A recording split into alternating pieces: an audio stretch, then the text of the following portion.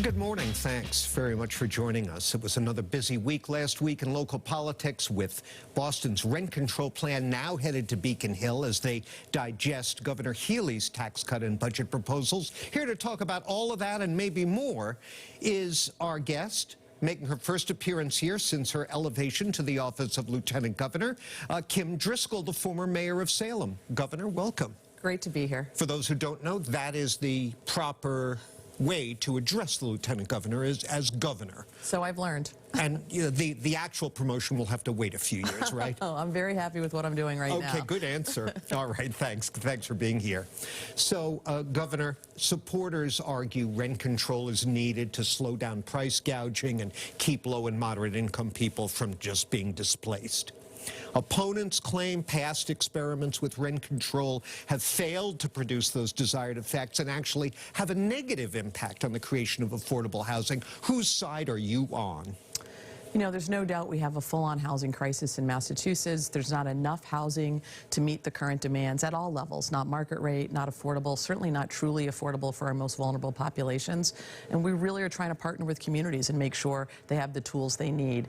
We're focused on production. As you know, we filed an organization, a reorg, to allow for a housing secretariat that will focus full-time on how we can develop more housing in Massachusetts, provide better options on the ground in communities. And we want to support our local cities and towns when they are identifying, you know, strategies that they think can help them with respect to meeting the current housing demands. So Boston or Somerville, where there's also been a rent control ordinance filed, or home rule petition rather, if they go ahead with it, you're fine with that? Well, there's a long way they have to go. They've got to go through the legislature. I know in talking with the governor, like if something comes to our desk, we really want to look at it, and we do want to support our communities. We need to partner with them. The state doesn't build housing. It happens locally on the ground, and we know we've got housing choice legislation. We hope to have a new housing secretariat. We are spending a lot of money on housing, and still too many people are feeling that they're being priced out of Massachusetts and that we're a high-cost state, largely due to the cost of housing. So if this is a tool and it works its way through, I think it's something we'd take a look at for sure. Well, take a look at is different from saying, yeah, you wouldn't stand in the way of a local option like that. Well, I definitely want to be clear that we are supporting our local communities as they come through with strategies and ideas,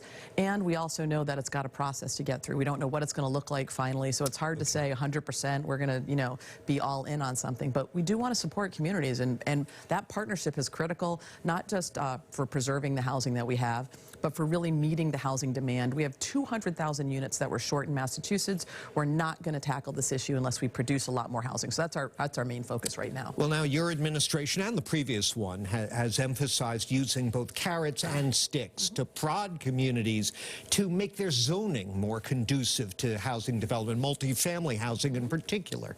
But Governor, nearly 3/4 of the state's cities and towns have open town meeting style government. That means it's the voters who make the zoning decisions, not the local officials. What's your plan to punish or prod communities where town meeting rejects the zoning changes you need to see? Well, zoning is a local issue, so we definitely want to partner with our communities, making sure they have the technical assistance, the resources.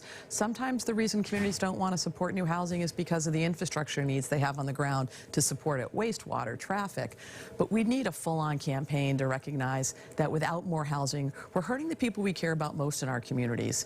When I think about the community that I was just mayor of in Salem, anyone who hands you anything over a counter, pouring coffee for a living, somebody you might be dropping your kids off to every day, they can't afford to live in our communities. So we need to find ways to work with cities and towns. We have legislation right now that says if you don't comply with the housing choice legislation, there's a stick, right? You won't be eligible for certain grants. Right. We also have carrots in terms of providing those resources. So we hope to do both. What about the possibility of new state laws that would give you a mechanism to override local votes? Would that be on the table?